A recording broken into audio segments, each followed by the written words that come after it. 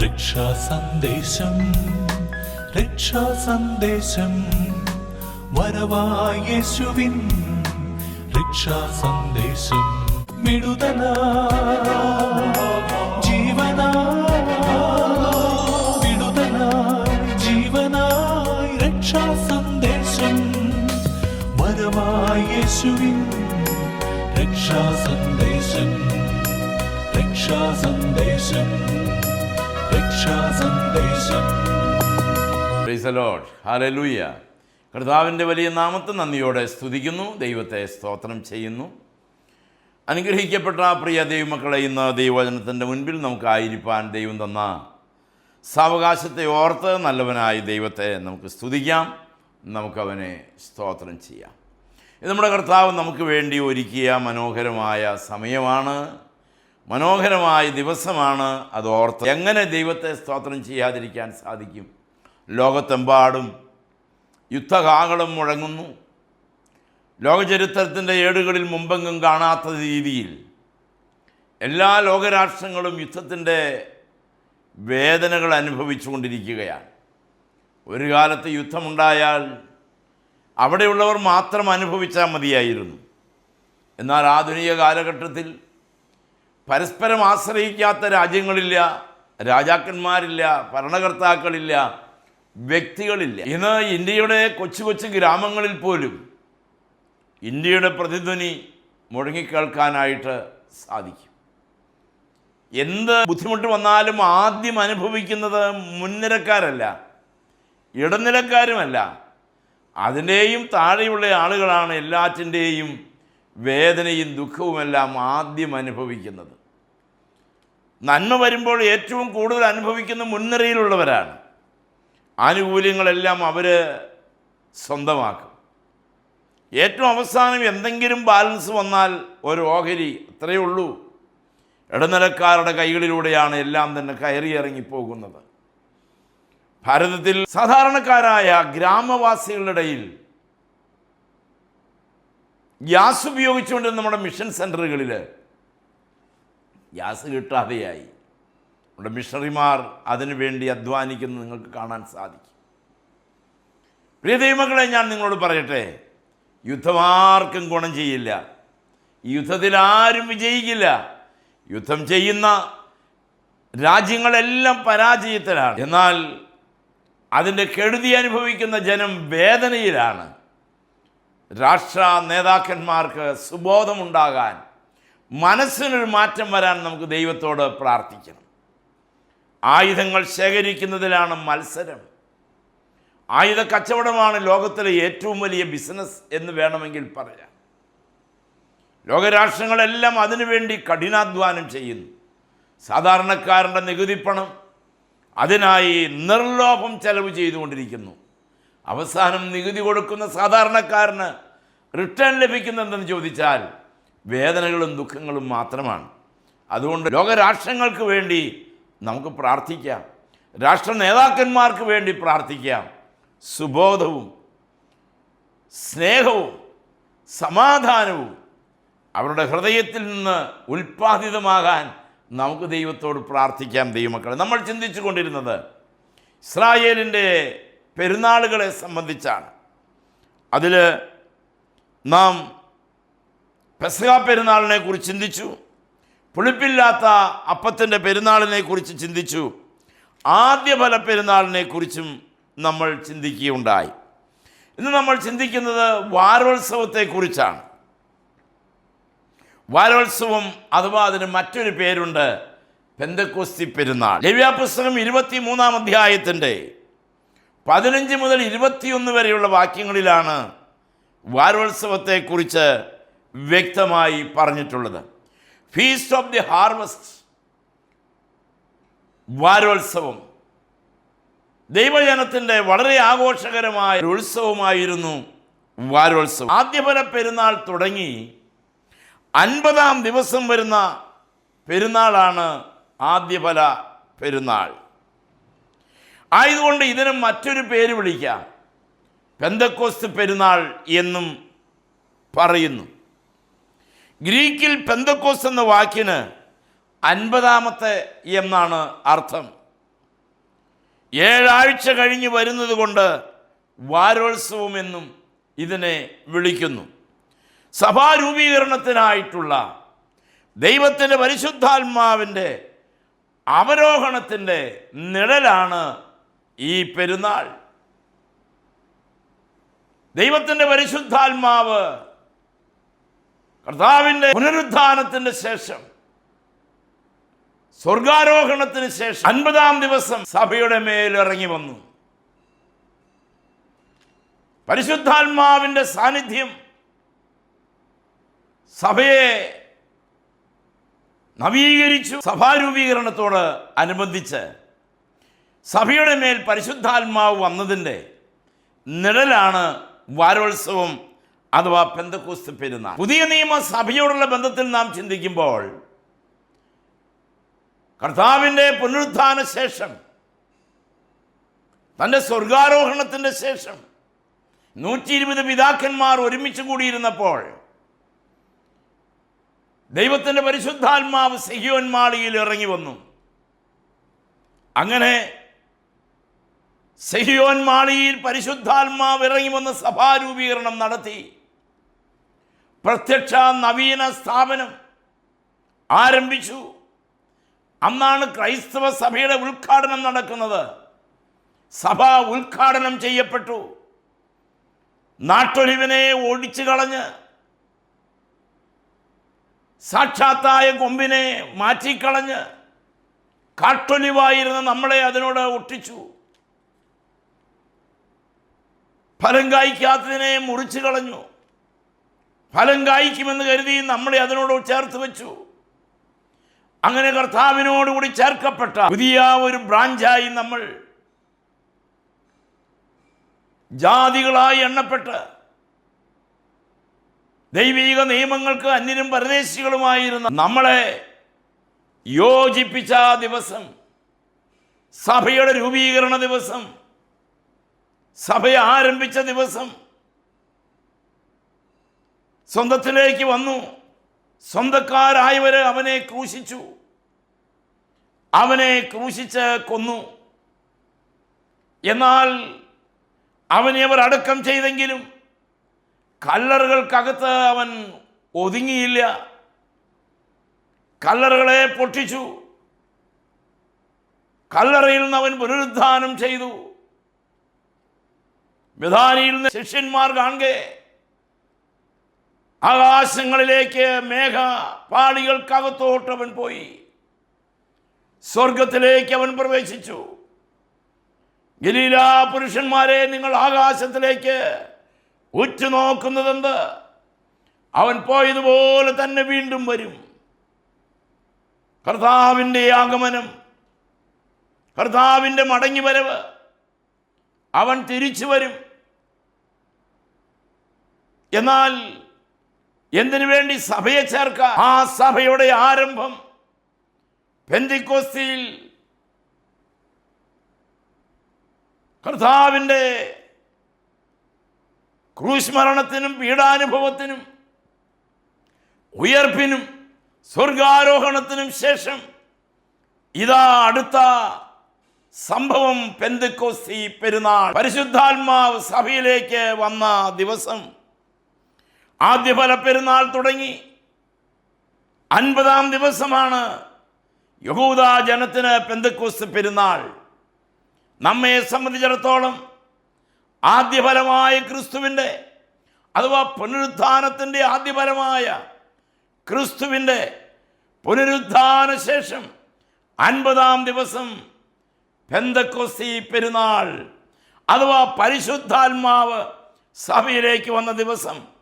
പെന്തക്കോസ്ത് എന്ന വാക്കിൻ്റെ അർത്ഥം നമ്മൾ പറഞ്ഞു 50-ാമത്തേത് എന്നാണ്. എന്തുകൊണ്ടാണ് അത് ഉപയോഗിച്ചത്? ആദ്യഫല പെരുന്നാൾ തുടങ്ങി 50-ാം ദിവസമാണ് പെന്തക്കോസ്ത് പെരുന്നാൾ. ഏതാണ് ആദ്യഫലം? പുനരുത്ഥാനത്തിൻ്റെ ആദ്യഫലം ക്രിസ്തുവാണ്. അവിടെ മുതൽ 50-ാം ദിവസം 120 പിതാക്കന്മാർ ഒരുമിച്ചിരിക്കുമ്പോഴായിരുന്നു ആ ഉത്സവത്തിൻ്റെ ആദ്യ ദിനം എന്ന് പറയാം. പുതിയ നിയമസഭയ്ക്ക് പെരുന്നാളുകളില്ല, പുതിയ നിയമസഭയ്ക്ക് ഉത്സവങ്ങളില്ല. അതെല്ലാം കാൽവരി ക്രൂശിൽ അവസാനിച്ചു. പഴയ നിയമത്തിലെ പെരുന്നാളുകൾ ഇനി ആരും ആഘോഷിക്കണ്ട. നാം കൊലോസ്യ ലേഖനം വായിക്കുമ്പോൾ കാണാം, പെരുന്നാൾ, വാവ്, ശബത്, ഈ കാര്യങ്ങളിൽ നിന്നെല്ലാം ദൈവം നമ്മളെ സ്വതന്ത്രമാക്കി. സകലതിൻ്റെയും സാക്ഷാത്തായ കാര്യം സംഭവിച്ചു കഴിഞ്ഞു എന്നുള്ളത് കൊണ്ട് ഇനി നമുക്ക് പെരുന്നാളില്ല. 7 പെരുന്നാളുകളും ക്രിസ്തുവിൽ വരാനിരുന്ന പുതിയ നിയമത്തിൻ്റെതായ നിഴലുകളായിരുന്നു. അത് സംഭവിച്ചു. നാം അപ്പോസ്തല പ്രവൃത്തികളുടെ പുസ്തകം 5-ാം അധ്യായത്തിൻ്റെ 1-ാം വാക്യം മുതൽ വായിക്കുമ്പോൾ തിന്മയുടെ സാന്നിധ്യം പഴയ നിയമസഭയിൽ നീക്കിക്കളയുവാനായിട്ടായിരുന്നു ആഹ്വാനം. പുളിപ്പില്ലാത്ത അപ്പം ഉപയോഗിക്കാനായിരുന്നു ആഹ്വാനം. എന്നാൽ പുതിയ നിയമസഭയിൽ പുളിപ്പുള്ള അപ്പമാണ് ഉപയോഗിച്ചു കൊണ്ടിരുന്നത്. പുളിപ്പിച്ച് ചുട്ടയപ്പം അനുവദിക്കപ്പെട്ടിരുന്നു. ആദ്യഫല പെരുന്നാളിൽ ആദ്യത്തെ കറ്റ പുരോഹിതന്റെ മുൻപിൽ സമർപ്പിക്കണമായിരുന്നു. ഇവിടെ കറ്റയ്ക്ക് പകരം അപ്പമായിരുന്നു സമർപ്പിച്ച് വന്നിരുന്നത്. എന്തുകൊണ്ടാണ് അപ്രകാരം ചെയ്തത്? അപ്പം സമർപ്പിക്കുന്നതിൽ ദൈവാത്മാവ് ഉദ്ദേശിച്ചിരുന്ന ഒരു കാര്യം, അനേകം മണികളുടെ സംയോജനമാണ് ഒരപ്പം. അത് പൊടിച്ച് പൊടിയാക്കി അത് ഒരുമിച്ച് ചേർത്ത് അതുകൊണ്ട് അപ്പമുണ്ടാക്കും. ആ അപ്പമാണ് ഉപയോഗിച്ച് വന്നിരുന്നത്. പരിശുദ്ധാത്മാവിൻ്റെ അവരോഹണത്തോടെ അനേകം വിശ്വാസികൾ ചേർന്നുണ്ടായ ഒരു ശരീരമാണ് സഭ. ആ സഭയെ പ്രതിനിധീകരിക്കുന്നതായിരുന്നു അപ്പം. യഹൂദാജനം മറ്റെല്ലാ പെരുന്നാളുകളിലും യാഗം നിർബന്ധമായിരുന്നു. എന്നാൽ ഈ പെരുന്നാളിൽ മാത്രം അവർ അപ്പമാണ് ഉപയോഗിച്ചു കൊണ്ടിരുന്നത്. ആദ്യ ഫലം കൊണ്ടുവന്ന് അവർ മഹാപുരോഹിതന് സമർപ്പിക്കണം. എന്നാൽ ആദ്യഫല പെരുന്നാൾ കഴിഞ്ഞ് 50-ാം ദിവസം പെന്തക്കോസ്ത് പെരുന്നാൾ വരുമ്പോൾ അവിടെ ആദ്യഫലമല്ല, അവിടെ യാഗമല്ല, അവിടെ അപ്പമാണ് സമർപ്പിക്കേണ്ടിയിരുന്നത്. ആ അപ്പം എന്തിൻ്റെ പ്രതീകമായിരുന്നു, എന്തിൻ്റെ നിഴലായിരുന്നു എന്ന് ചോദിച്ചാൽ അത് സഭയുടെ നിഴലായിരുന്നു. ഞാനും നിങ്ങളും ചേരുന്ന സഭ, എക്ലീസിയ, ഗ്രീക്കിൽ എക്ലീസിയ എന്ന് പറയും. വിളിച്ച് ചേർക്കപ്പെട്ടവരുടെ കൂട്ടമാണത്, രക്ഷിക്കപ്പെട്ടവരുടെ കൂട്ടമാണത്, രക്ഷിക്കപ്പെട്ടവരുടെ സമന്വയനമാണത്. പ്രിയ ദൈവമക്കളെ, വിശുദ്ധിയോടെ ജീവിക്കുന്ന, ദൈവകൃപയിൽ ജീവിക്കുന്ന, യേശുവിന്റെ രക്തത്താൽ വീണ്ടെടുക്കപ്പെട്ട ദൈവമക്കൾ മാത്രമേ ആ സഭയിൽ ഉണ്ടായിരുന്നുള്ളൂ.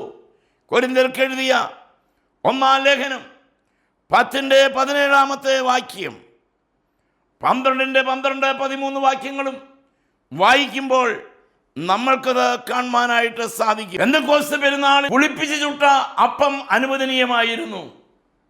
എന്നാൽ പെസഹ പെരുന്നാളിന് പുളിപ്പിച്ച് ചുട്ട അപ്പം അനുവദനീയമായിരുന്നില്ല. പുളിപ്പ് തിന്മയെ കാണിക്കുന്നു എന്ന് നമ്മൾ മുന്നമേ പഠിച്ചതാണ്. പെന്തക്കോസ്ത് പെരുന്നാളിൽ അത് അനുവദനീയമായിരുന്നു എന്ന് പറഞ്ഞതിൻ്റെ സാരാംശം ഇത്രയേ ഉള്ളൂ. സഭയിൽ തിന്മയുടെ സാന്നിധ്യമുണ്ടാകാം, എന്നാൽ അതിനെയെല്ലാം അതിജീവിക്കുന്ന സ്വർഗീയ സാന്നിധ്യം, തിന്മയെ നിർവീര്യമാക്കുന്ന സ്വർഗീയ സാന്നിധ്യം അതിൻ്റെ മേൽ പരിശുദ്ധാത്മാവിൻ്റെ അവരോഹണത്തോടെ സാധ്യമാക്കി തീർക്കുകയാണ്. നീരാജനത്തിനായി കറ്റ സമർപ്പിച്ചതിന് ശേഷം 50 ദിവസം കഴിഞ്ഞാണ് നീരാജനത്തിൻ്റെ അപ്പം സമർപ്പിച്ചിരുന്നത്. എന്താണ് നീരാജനം ചെയ്യുക എന്നുള്ളത് കൊണ്ട് ഉദ്ദേശിക്കുന്നത്?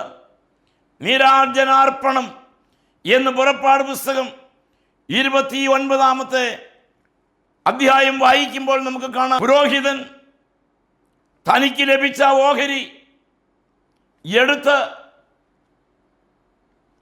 മുൻപോട്ടും പിറകോട്ടും കൊണ്ടുപോയി സമർപ്പിക്കുന്നതിനെയാണ് നീരാജനാർപ്പണം എന്ന് പറയുന്നത്. അവൻ അതിനെ യഹോവയ്ക്ക് കൊടുക്കുന്നു എന്നാണ്. അത് മുന്നോട്ടും പിറകോട്ടും സമർപ്പിക്കുമ്പോൾ ദൃശ്യമാകുന്ന അർത്ഥം അതാണ്. യഹോവയായ ദൈവത്തിന് അതിനെ മടക്കി കൊടുക്കുന്നു. അവന് ലഭിക്കുന്നതിനെ അവൻ യഹോവയ്ക്ക് മടക്കി കൊടുക്കുന്നു. ഇങ്ങനെ അർപ്പിക്കുന്ന ഒരു സിംബലായിരുന്നു നീരാജനാർപ്പണം. യഹോവയായ ദൈവത്തിൻ്റെ നാമത്തിൽ യഹോവയാൽ കൽപ്പിക്കപ്പെട്ടതനുസരിച്ച് അവർക്ക് ലഭിക്കുന്ന വഴിപാടുകൾ അവർ ആദ്യഫല പെരുന്നാളിന് ആദ്യഫല കച്ച നീരാജനമായി അർപ്പിക്കും. പുരോഹിതൻ കച്ചയെടുത്ത് മുൻപോട്ടും പിറകോട്ടും കൊണ്ടുപോയി അതിനെ നീരാജനം ചെയ്യുന്നു.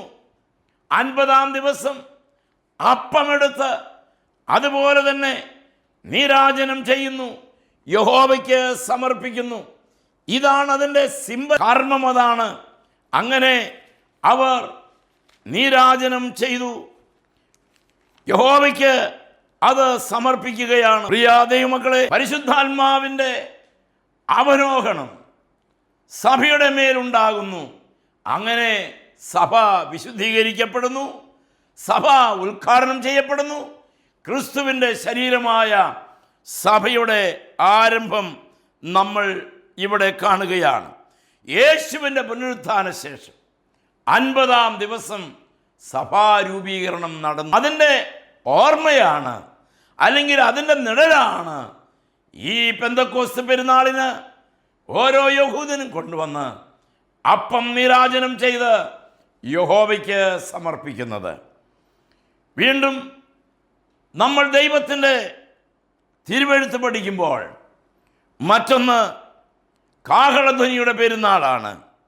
23-ാം അധ്യായത്തിൻ്റെ 23 മുതൽ 25 വരെയുള്ള വാക്യങ്ങളിൽ നമ്മൾ അത് വായിക്കുന്നു. ഫീറ്റ്സ് ഓഫ് ട്രംപറ്റ്സ്, കാഹളധ്വനിയുടെ പെരുന്നാൾ. ഫീസ്റ്റ് ഓഫ് ട്രംപറ്റ്, കാഹളധ്വനിയുടെ പെരുന്നാൾ. ഈ പെരുന്നാൾ പ്രാവചനികവും ഇസ്രായേൽ ജാതിയുടെ കൂട്ടിച്ചേർപ്പിനെ സൂചിപ്പിക്കുന്നതുമാണ്. ഈ പെരുന്നാൾ 3-ാം മാസത്തിൽ അതിൻ്റെ ആരംഭത്തിൽ തന്നെ പെന്തക്കോസ്ത് പെരുന്നാൾ കഴിഞ്ഞ് ഏകദേശം 4 മാസങ്ങൾക്ക് ശേഷം 7-ാം മാസത്തിലാണ് ഈ പെരുന്നാൾ ആഘോഷിക്കുന്നത്. പെന്തക്കോസ്ത് പെരുന്നാളിന് ശേഷം 7 മാസങ്ങൾക്ക് ശേഷമാണ് കാഹളധ്വനിയുടെ പെരുന്നാൾ. കാഹളധ്വനിയുടെ പെരുന്നാൾ ഇസ്രായേലിനെ സംബന്ധിച്ചിടത്തോളം അവരുടെ കൂട്ടിച്ചേർപ്പിൻ്റെ സ്മരണയെ ഉളവാക്കുന്നതാണ്. കാഹളധ്വനിയുടെ പെരുന്നാൾ സുദീർഘമായ കാലയളവ് സഭായുഗത്തെ സൂചിപ്പിക്കുകയാണ്. ഈ 7 വർഷമുള്ള കാലയളവ് പെന്തക്കോസ്ത് പെരുന്നാൾ കഴിഞ്ഞ് 7 വർഷം വരെ നീണ്ടു നിൽക്കുന്ന ആ കാലയളവിന് ശേഷം ആണ് കാഹളധ്വനിയുടെ പെരുന്നാൾ. ഈ വലിയ അകലം എന്തിനെയാണ് കാണിക്കുന്നത്? ദീർഘമായ സഭായുഗത്തെയാണ് കാണിക്കുന്നത്. സഭായുഗത്തെ സൂചിപ്പിക്കുന്നത് കൂടാതെ ഈ സമയത്ത് ധ്വനിപ്പിക്കപ്പെടുന്ന കാഹളനാദം സുവിശേഷ ഘോഷണത്തെയാണ് കാണിക്കുന്നത്. കാഹളധ്വനിയുടെ പെരുന്നാൾ 7 മാസം കഴിഞ്ഞ് ഉദ്ഘോഷിക്കപ്പെടുന്ന പെരുന്നാളിൽ ഊതുന്ന കാഹളം സുവിശേഷ കാഹളത്തെ സൂചിപ്പിക്കുന്നു. യഹൂദൻ്റെ, യെരുശലേമിൻ്റെ, ശമര്യരുടെ, ലോകത്തിൻ്റെ നാനാഭാഗങ്ങളിലേക്ക് പ്രചരിപ്പിക്കപ്പെട്ട സുവിശേഷത്തിൻ്റെ കാഹളം. നമ്മൾ സംഖ്യാപുസ്തകം 10-ാം അധ്യായം 1-ാം വാക്യം വായിക്കുമ്പോൾ കാണാം, സഭയുടെ കൂട്ടിച്ചേർപ്പിന് വേണ്ടി അടിപ്പുപണിയായി ഉണ്ടാക്കപ്പെട്ട കാഹളം അവർ ഉപയോഗിച്ചു കൊണ്ടിരുന്നു. കാഹളം ഊതുമ്പോൾ സഭ ഒരുമിച്ച് ചേരുകയും 2-ാം കാഹളം ഊതുമ്പോൾ സഭ പുറപ്പെടുകയും ചെയ്യുന്നു. ഈ പ്രകാരം മധ്യാകാശത്ത് കാഹളം പുറപ്പെടുന്ന കാലം വരെ സുവിശേഷത്തിൻ്റെ കാഹളം നാം നീട്ടി ഊതണം. ഒരു നാളിൽ മധ്യാകാശത്ത് നമ്മുടെ കർത്താവിൻ്റെ ഗംഭീരധ്വനി മുഴങ്ങും. അവൻ്റെ കാഹളം ഊതും. അവൻ തേജോമയനായി നമ്മുടെ അരിമ മണവാളനായി സ്വർഗം ചായ്ച്ചിറങ്ങി വരും. അങ്ങനെ പരിശുദ്ധാത്മാവിനാൽ ഒരുക്കപ്പെട്ട സഭ കർത്താവിനെ എതിരേൽപ്പാൻ മേഘങ്ങളിൽ എടുക്കപ്പെടും.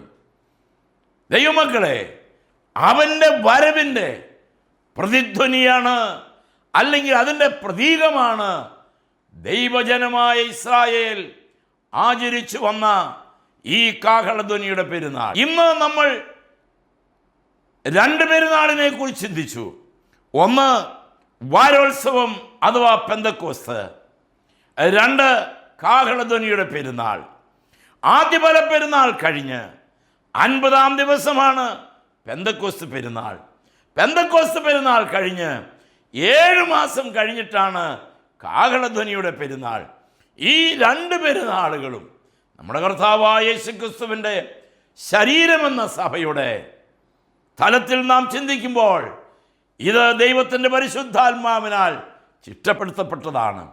അതിൻ്റെ ഓർമ്മയാണ്, നമ്മുടെ അനുഭവമാണ്. സർവശക്തനായ കർത്താവിൻ്റെ മുഖത്ത് നോക്കി യേശു കർത്താവിനെ എതിരേൽപ്പാൻ ഒരുങ്ങിക്കൊള്ളുക. കർത്താവ് നമ്മെ അനുഗ്രഹിക്കട്ടെ, നമ്മെ സഹായിക്കട്ടെ. നമുക്ക് പ്രാർത്ഥിക്കാം. സ്നേഹവാനായ ദൈവമേ, കരുണയുള്ള കർത്താവേ, നൽകി തന്ന ഈ നല്ല സമയത്തിനായി സ്തോത്രം. നീ ഞങ്ങളോട് സംസാരിച്ചതിനായി നിന്നെ സ്തുതിക്കുന്നു. അങ്ങയുടെ അദൃശ്യമായ സാന്നിധ്യം ഞങ്ങൾക്ക് തരണമേ. അങ്ങയുടെ കൃപയാലും കരുണയാലും ഈ വചനം കേട്ട എല്ലാവരെയും ജയോത്സവമായി നടത്തണം. കർത്താവേ, ഈ പ്രിയ പ്രേക്ഷകരുടെ മേൽ അങ്ങയുടെ കൃപയും പരിശുദ്ധാത്മാവിൻ്റെ സാന്നിധ്യവും ഉണ്ടാകണമേ. യേശുവിൻ്റെ നാമത്തിൽ അപേക്ഷിക്കുന്നു, കൃപയോടെ കേൾക്കണമേ. ആമേൻ. Praise the Lord. ഈ വചനങ്ങളാൽ ദൈവം നമ്മെ അനുഗ്രഹിക്കും.